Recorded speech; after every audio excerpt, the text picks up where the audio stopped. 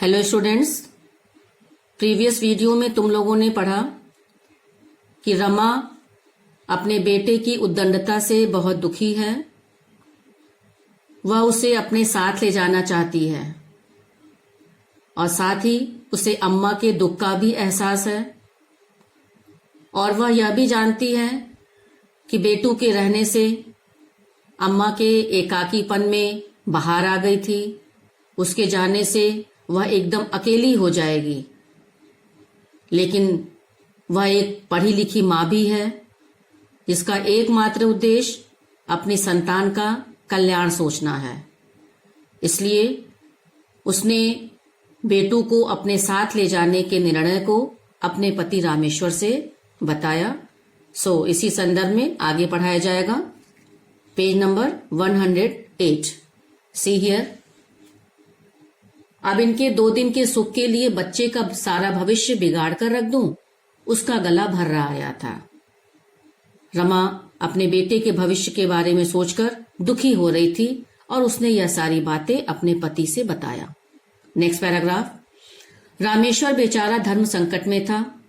उसे पत्नी की बातों में भी सार नजर आता था और वह अम्मा की भावनाओं को भी ठेस नहीं पहुंचाना चाहता था। बिना कुछ निर्णय दिए सारी बात रमा पर छोड़कर वह बंबई लौट आया। रमा की बात सुनकर रामेश्वर दुविधा में पड़ गया। बेचारा धर्म संकट में पड़ गया क्योंकि उसे अपने पत्नी की बातों में भी सार्थकता नजर आती थी और साथ ही वह अपनी मां की भावनाओं को भी ठेस नहीं पहुंचाना चाहता था, क्षति नहीं पहुंचाना चाहता था। इसलिए बिना कुछ फैसले के सारी बात रमा पर छोड़कर वह बंबई लौट आया। आगे। रमा कभी मिठाई दिलाकर, कभी तांगे में घुमाकर बेटू को अपने से हिलाने की कोशिश करने लगी। रमा ने अपने बेटे को अपने साथ ले जाने का मन बना लिया था। इसलिए वह कभी उसे मिठाई दिलाती और कभी तांगे में घुमाती। ऐसे प्रलोभन देकर वह बेटू को अपने से हिलाने मिलाने का प्रयास करने लगी। बेटू को तांगे में घूमने का बेहद शौक था जो कम ही पूरा हो पाता था। अम्मा बेचारी इसके इस शौक को पूरा नहीं कर पाती थी। अब रमा उसे यदाकदा तांगे में घुमाती थी। नेक्स्ट। अम्मा को कभी स्वप्न में भी ख्याल नहीं था कि रमा पप्पू के रहते हुए भी बेटू को ले जाने का प्रस्ताव रखेगी। अर्थात पहले तुम लोगों ने पढ़ा कि जब पप्पू होने वाला था तो मजबूरीवश रमा को बेटू को अम्मा के पास छोड़ना पड़ा था क्योंकि उसे लग रहा था कि वह 2 बच्चों को संभाल नहीं पाई थी। लेकिन अम्मा ने कभी सपने में भी यह नहीं सोचा कि रमा पप्पू के रहते हुए भी बेटू को ले जाने की अप्रत्याशित घोषणा उसे सुनाएगी। और उस प्रस्ताव को सुनकर, इस अप्रत्याशित घोषणा को सुनकर उसके पैरों तले जमीन सरक गई। पैरों तले की जमीन सरकना अर्थात होश उड़ जाना। वह अवाक रह गई। उसने सोचा भी नहीं था कि इतना बड़ा फैसला रमा सुनाएगी। जब रमा ने बेटू को उनके पास छोड़ने का प्रस्ताव रखा था तब भी एकाएक उन्हें अपने कानों पर विश्वास नहीं हुआ था। ठीक उसी प्रकार ले जाने की बात पर भी उन्हें विश्वास नहीं हो रहा था। जैसे पहले रमा ने जब बेटू को अम्मा के पास छोड़ने का फैसला सुनाया था तो अम्मा को यकीन नहीं हुआ था, और ठीक वैसे ही जब अब बेटू को वापस ले जाने की बात अम्मा के सामने रखी गई तो अम्मा को पुनः विश्वास नहीं हुआ। किसी तरह कांपते स्वर में उसने कहा। उसकी जब बात सुनी तो अम्मा स्टन रह गई, हैरान रह गई। उसका होश उड़ गया था। तो वह दुखी होकर उसने रमा से कहा कि तुम कैसी बातें करती हो बहू? तुम्हें मालूम है कि मेरे बिना बेटू पल भर भी नहीं रह पाता और यहाँ तक कि इतना बड़ा हो गया है, जब तक मैं उसे अपने हाथ से उसे कौर बनाकर नहीं खिलाती तब तक वह खाता नहीं है।